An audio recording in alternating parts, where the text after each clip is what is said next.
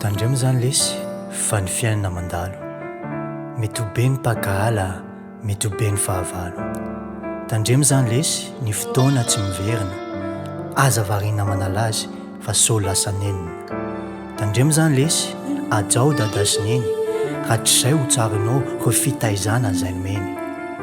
Tandremo zany lesy ratsy ny fitiavatena, raha mitady fahendrena ny fananarana ekena.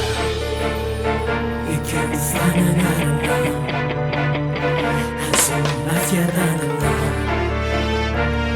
Ekeo, ekeo, ekeo, ekeo mianatra, azona fiadanana.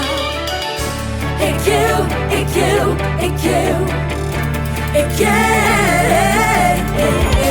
Tandremo zany lesy misy ny mandrakizay, fandalovana ny ty hoa izy ianao rakizay. Tandremo zany lesy aza miandry fiainan-danitra, fa raha mitady fiadanana ekeo ny tenin'Andriamanitra.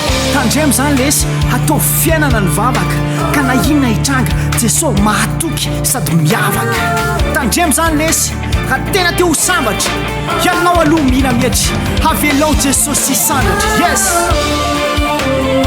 fa ny fiainana tsy mora lesy, fa isika tsy maintsy mandresy.